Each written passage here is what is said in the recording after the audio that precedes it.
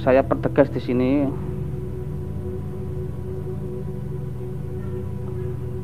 tidak ada istilah kita bermain-main dalam hal hukum, apalagi yang menyangkut hukum, ya. Karena saya sebagai warga negara Indonesia taat akan hukum, jadi nggak mau main-main dengan hukum, seperti itu. Ada pelatihan sahabat, jadi sebelum acting, sebelum syuting, mereka itu ada pelatihan. Kalau ada isyarat gini, nyungsep gini, jatuh gini, sudah ada semua di setting, jadi nggak heran itu.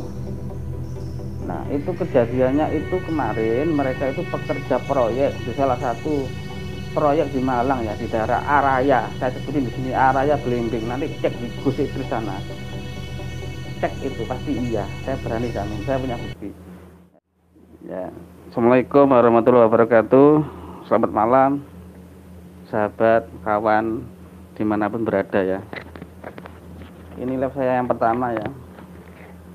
Ini saya mau memperjelas lagi, mau mempertegas lagi, ya, untuk masalah konten video yang tempo hari saya upload, ya, mengenai dukun settingan itu, ya. Dukun settingan salah satu oknum ulama, salah satu oknum Gus di Malang, di mana saya mengikuti masalah ini mulai bulan Oktober, ya, semenjak salah satu sahabat saya Pak Bagus itu melaporkan ke Polda Jatim. Saya mengikuti, beliau Pak Bagus juga minta tolong ke saya untuk meliput. Alhamdulillah teman-teman media yang ada dalam grup WA saya ikut juga, termasuk teman-teman dari Sindo, Detik News, Tribun, dan banyak lagi, JTV juga. Waktu itu Pak Bagus juga minta tolong ke saya untuk ngeliput, ya. Akhirnya juga alhamdulillah diliput dan masuk koran, masuk media massa. Nah, itu kejadian Pak Bagus.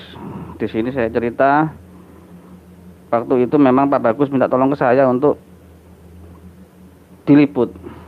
Gak main-main, yang ngeliput juga media nasional. Dan alhamdulillah terbukti diliput. Nah, setelah itu saya coba cross check ke Polda Jatim lewat kriminal khusus. Itu statusnya Pak Bagus dalam tahap masih pengaduan, sahabat, bukan pelaporan. Nah, di situ kesalahan saya di sini nggak nyari siapa yang salah dan benar, ya. Mungkin lain kali masyarakat umum, publik atau masyarakat yang nggak ngerti hukum, kalau ada yang dirugikan dalam undang-undang hukum pidana atau perdata atau undang-undang ITE, ya, elektronik transaksi digital, baiknya itu pengaduannya melalui pelaporan. Kalau pelaporan kan ada nomor pelaporannya, kalau pengaduan tidak ada. Nah, saya jelaskan di sini sampai di mana status hukumnya Pak Bagus. Nah, saya jelaskan di sini sampai detik ini. Kemarin 2 minggu yang lalu saya konfirmasi langsung ke Polda Jatim, sampai detik ini belum dicabut perkaranya, ya. Saya tegaskan di sini, ya, di situ belum dicabut masalahnya. Jika pihak sana, saya sebut di sini, ya, Firdaus atau Naf Studio, mengklaim nggak ada nggak ada tidak lanjut, salah besar. Silakan pihak dari Gus Idris Almarbawi atau lewat kuasa hukumnya ngecek langsung ke Polda Jatim, silakan. Saya temani nanti. Di sana kan dijelaskan nanti statusnya seperti apa, gitu loh. Jadi nggak main-main. Laporan seorang warga negara Indonesia yang merasa dirugikan itu nggak main-main, gitu loh. Jangan dipelesetkan, jangan nggak ada laporan. Ada, saya cek langsung ke Polda Jatim. Dan sampai sekarang status hukum itu masih berjalan. Masih berjalan, tidak ada pencabutan berkas dari kuasa hukumnya Pak Bagus. Saya tegaskan di sini, biar publik menjadi jelas. Yang pertama, yang kedua, masalah pengaduan dari salah satu korban asusila ya, di mana kuasa hukum itu kenal baik dengan saya, sampai detik ini juga masih dalam tahap pengembangan, dalam artian belum melakukan pemanggilan kedua. Jadi saya pertegas di sini,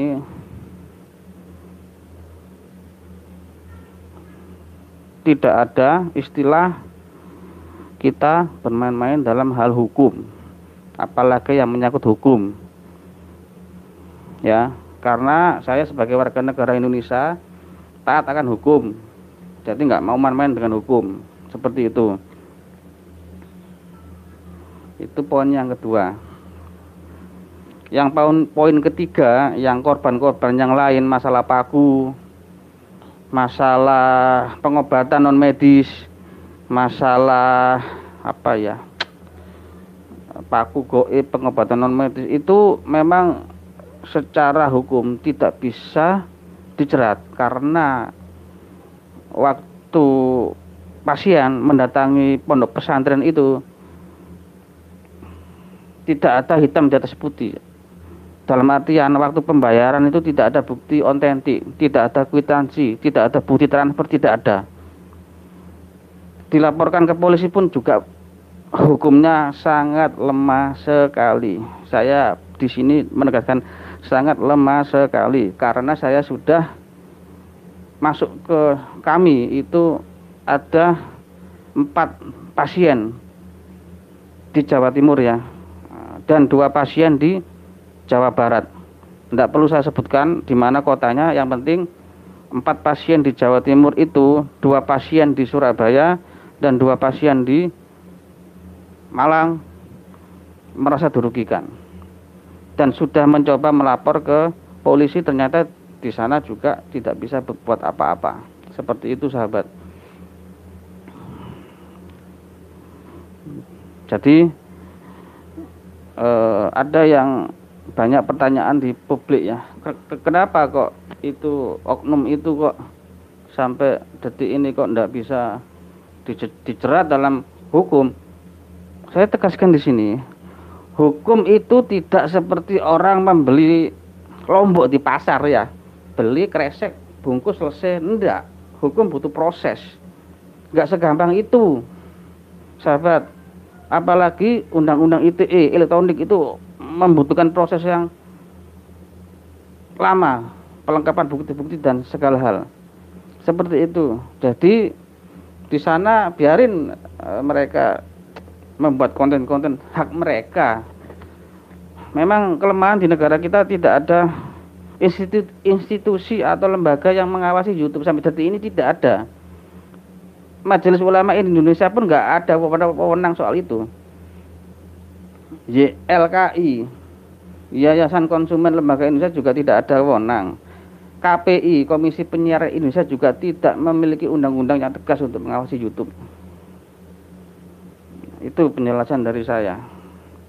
Jadi silakan untuk mereka yang ingin memperkaya diri untuk membuat konten-konten hiburan atau konten-konten video, silakan saja, itu hak mereka. Cuman saya pertegas di sini ya, nanti mungkin 2-3 bulan ke depan ada revisi undang-undang elektronik atau undang-undang ITE, akan direvisi itu, nanti lihat perkembangannya seperti apa.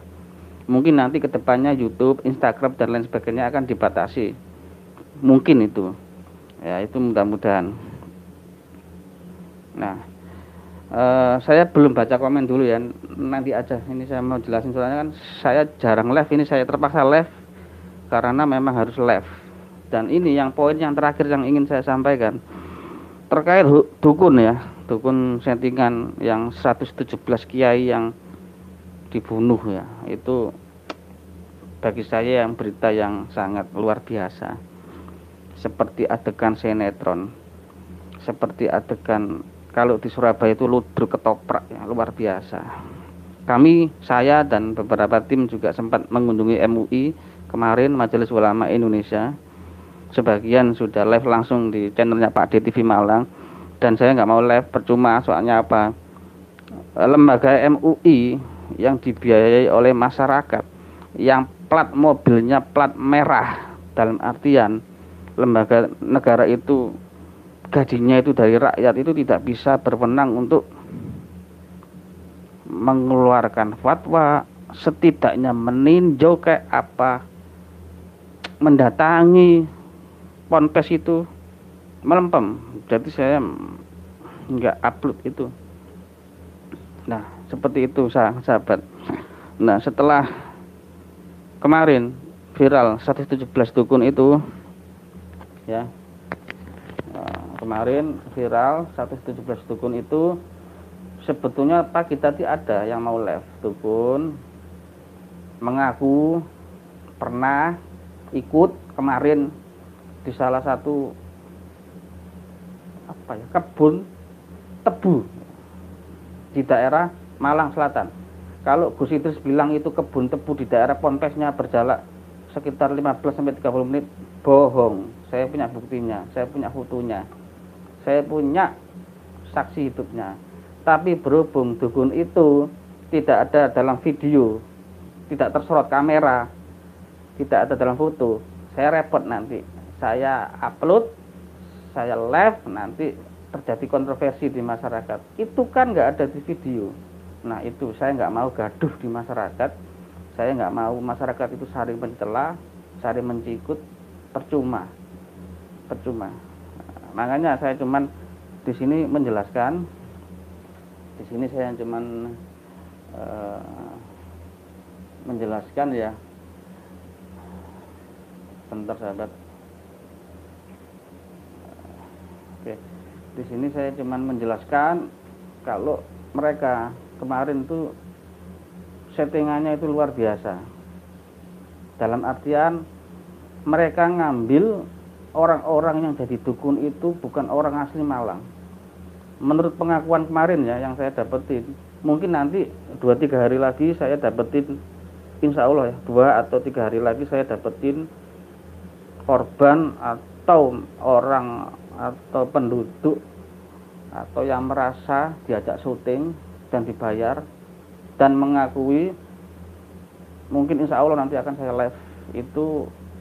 Nanti saya cek dulu apakah fotonya sama yang ada di itu, soalnya repot nanti kalau saya menghadirkan saksi orang itu nggak ada di video, waktu direkam nggak kesorot kamera, nanti repot sekali. Padahal orang itu memang mengakui saat itu ada di lokasi dan ikut syuting dan dibayar. Bajunya pun dikasih, mereka itu dikasih makan, dibayar. Sebelum acting mereka itu ada pelatihan sahabat. Jadi sebelum acting, sebelum syuting mereka itu ada pelatihan. Kalau ada isyarat gini, nyungsep gini, jatuh gini, sudah ada semua di setting. Jadi nggak heran itu. Nah itu kejadiannya itu kemarin mereka itu pekerja proyek di salah satu proyek di Malang ya, di daerah Araya. Saya sebutin di sini Araya Belimbing. Nanti cek di Gus Idris sana. Cek itu pasti iya. Saya berani jamin. Saya punya bukti. Ya, itu di Araya proyek. Mereka sudah nggak kerja, sudah mau pulang keluar kota, didatangi mobil pickup, 2 mobil pickup, diajak bekerja, ditawari, jelas mau lah. Saya pun kalau nganggur juga mau. Mas saya tawari syuting film, berapa mas, dibayar berapa? Cuma 1 jam mas, 300.000.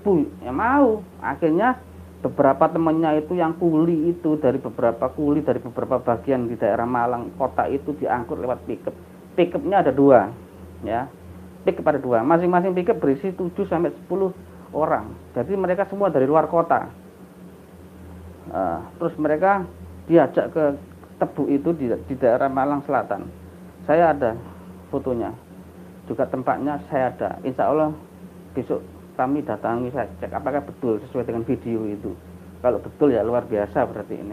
Orang ini jujur, cuman waktu itu saksi ini nggak mau belum kesorot video, tidak ada. Nah, setelah didatangi mobil pickup, mereka diangkut ke sana, dikasih makan, terus dikasih training. Ini video film untuk apa? Syuting untuk dukun. Nanti kalau dibilang gini, kalian terungkep. Nanti kalian dibilang ini, kalian apa ya namanya?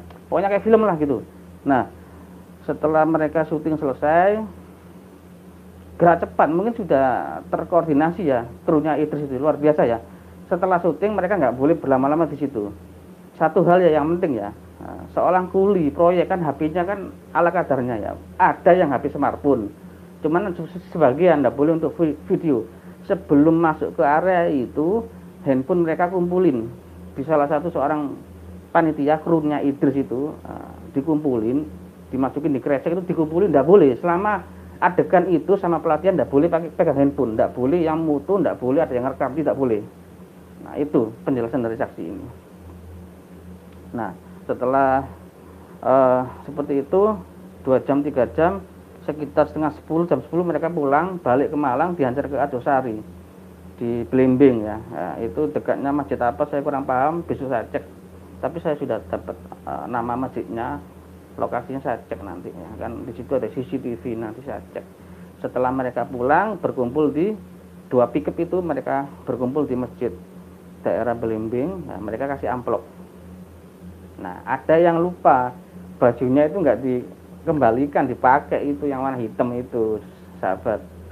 Kan lucu, seorang dukun, pura-pura dukun yang disuruh jadi dukun, dikasih baju, dikasih makan, terus bajunya nggak dikembalikan, dipakai, dikasih ke saya gitu. Nah seperti itu. Jadi kalau ada yang masyarakat yang melihat itu konten beneran atau video-video asli memburu dukun, itu luar biasa. Saya bekerja di jurnalis mulai tahun 2009, tidak ada seperti itu sahabat, saya jamin tidak ada. Jangankan membunuh banyak orang ya, bunuh 1 orang ya, kriminal ya, maling dihajar itu, dibakar, itu sisa dagingnya masih ada loh, sisa baju daging masih ada, dibakar itu masih ada, sisa baju daging masih ada. Polisi datang itu langsung uji forensik, gak main-main. Ini yang dibakar puluhan orang loh dukun, gak masuk akal itu. Satu lagi itu, biasanya kalau ada pembakaran, media, jurnalis itu cepat sekali meliput, termasuk saya. Enggak buru-buru dihubungi, kita punya kontributor di seluruh Indonesia, kita lari ke tempat, enggak perlu kita dihubungi, kita yang datangi, kita cek ke lokasi. Seperti itu sahabat. Jadi jangan mau dibohongi sama konten-konten yang setidaknya itu sudah merusak mental ya. Kenapa saya sebutkan merusak mental? Karena yang nonton itu kan berbagai umur, berbagai golongan. Iya kalau pendidikannya tinggi bisa melihat. Iya kalau umurnya masih anak-anak kan ditelaah mentah-mentah itu. Oh iya, orang ini sakti. Terus kalau sakti mau diapain? Gitu loh, pakai logika aja. Kalau mereka sakti mau diapain gitu loh. Ya, itu keterangan dari saya ya. Dan satu lagi sebagai penutup ya, kemarin Gus Idris kan ngomong kalau mengumpulkan guru spiritual se-Indonesia ya. Nah saya lucu sekali, sempat salah satu nggak tahu ya itu Gus panitia itu menghubungi ke kantor saya, minta diliput. Nggak mau kita ngeliput apa gitu loh, muatannya apa, bisa dijual enggak gitu loh. Percuma ngeliput kayak gitu. Coba cek sama Gus Idris itu, tanyakan, ada nggak wartawan yang datang, ada nggak TV nasional yang nyuting ngeliput? Nggak ada. Beda sama Perdunu ya, perkumpulan dukun Nusantara di Banyuwangi. Mereka nggak woro-woro, kita datang meliput. Soalnya beritanya bisa dijual, real mereka. Yaitu perbedaan antara Perdunu sama perkumpulan guru spiritualis bedanya di situ gitu loh. Casingnya beda, mereka kan casingnya gitu, kalau ini casingnya beda. Kalau Perdunu kan casingnya menakutkan, dukun. Tapi itu enggak kayak dukun-dukun santet. Mereka itu festival dukun untuk mengedukasi masyarakat supaya nggak pergi ke dukun palsu, supaya pergi ke dukun yang beneran yang bisa mengobati biar nggak ketipu. Itu misinya Perdunu. Nah, saya tanya sekarang, misi dari guru persatuan guru spiritualis apa? Saya tanya, tolong dijawab. Nggak ada. Sholawat, oke lah sholawat. Tapi untuk mengedukasi apa gitu, dijelasin. Seperti itu sahabat. Ya, itu aja. Ini kebetulan kamar saya, belum studio ya. Nanti kalau suatu saat, kalau saksi yang kemarin itu mau bersedia live, insya Allah saya live. Ya, saya nggak mau banyak janji di sini. Yang penting saya kalau mengumpulkan berita itu harus akurat, harus berimbang. Nggak boleh saya nggak imbang. Nggak, saya di sini independen. Independen dalam artian berimbang. Data yang saya kumpulkan benar-benar real, benar-benar fakta, bukan sekedar membangun narasi, tidak. Jadi kayak saya kemarin dapat dukun, saya tanyain detail, saya investigasi sama tim saya, dicek, cross check, betul enggak, buktinya ada enggak langsung saya upload, enggak langsung saya wawancarai, enggak mau seperti itu. Nanti beritanya bisa membodohi masyarakat, kasihan, masyarakat itu sudah susah, jangan dibodohi lah gitu. Jangan. Kalau bisa kita buat konten YouTube itu yang bisa mendidik, ada nilai edukasinya, ya. Seperti itu sahabat. Jadi malam ini thumbnail yang saya pasang hanya pemanis buatan.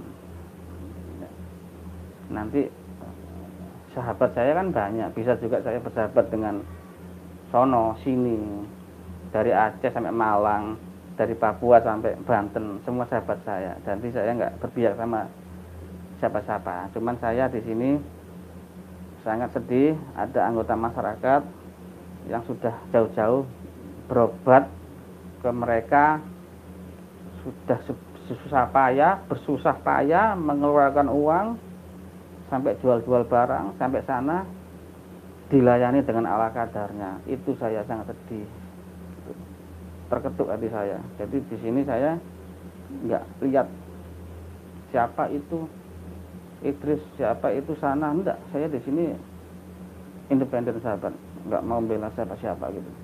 Sahabat saya banyak sekali, dari yang pro sana, kontra sana, saya ada semuanya. Saya nggak memihak di sini. Cuman saya yang agak kecewa sama salah satu pengikut pegawai Naf Studio, saya sebutin di sini ya. Naf Studio itu Bung Firdaus ya, yang punya konten Naf Studio. Saya di sini ngomong, kalau Anda nggak terima, telepon ke saya, ketemuan di mana gitu. Saya tahu Anda, teman saya juga advokasi banyak gitu. Cobalah Anda berpikir, profesi yang Anda lakukan itu untuk siapa, untuk kepentingan siapa, dan manfaatnya apa, feedbacknya apa. Tolong berpikir. Kalau Anda pernah sekolah tinggi, saya ngerti Anda kok. Cuman saya selama ini diam, saya nggak mau mengumbar ke publish. Terpaksa malam ini saya ngomong ini karena sangat-sangat terpaksa, karena Anda juga mengikuti di balik itu semua, dan Anda kreator. Saya punya bukti. Kalau Anda nggak terima, silakan hubungi saya dimanapun, saya siap. Ya, begitu saja sahabat. Mungkin ada yang ditanyakan ya. Saya kok belum baca komennya nggak keluar ya, ini saya bentar ya, saya banyak sekali kalau saya baca komen ya, nggak penting nggak saya baca, yang penting aja mewakili semua gitu loh sahabat.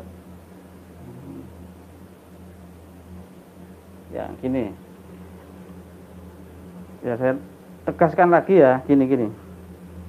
Jadi kemarin yang konten video mereka yang terbunuhnya 117 kiai itu hiburan atau entertainment.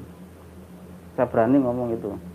Kalau mereka bersikuku untuk mempertahankan kalau mereka itu real, ya itu hak mereka. Kita nggak bisa komplain ke mereka.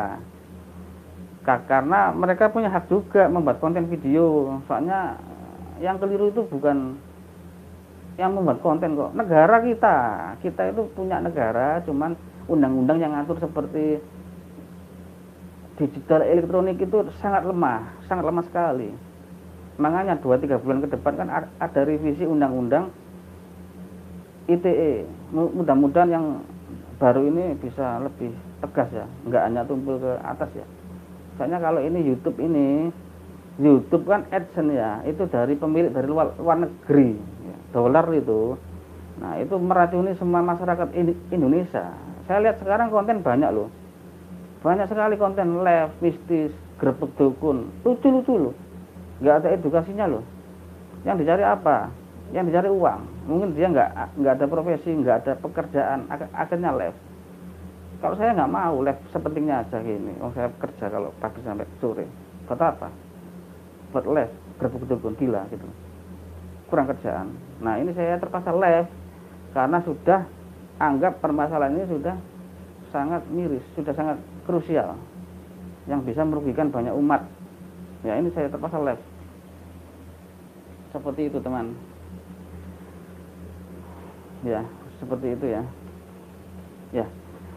Yang terakhir dari saya nggak banyak live di sini. Ya, yang penting ini wajah saya sudah kelihatan. Ya, saya punya beberapa tim, tidak perlu saya sebutin, yang selama ini bekerja di lapangan ya, mencari bahan, mencari data yang akurat.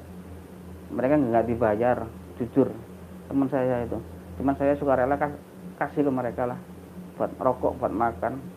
Yang penting mereka bisa bekerja dengan saya, berjuang untuk umat.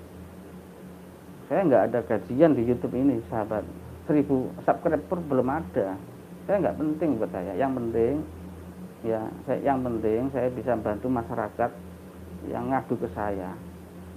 Saya sampaikan ke Idris seperti itu. Ya, itu aja live saya malam ini.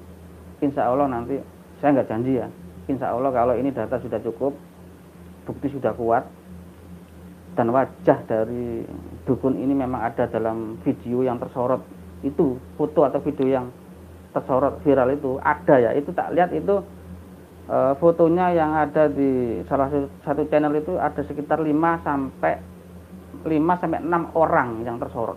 Padahal itu yang ikut itu 23 orang dukun, 2 pickup. Saya ada buktinya. Cuman yang tersorot kamera itu.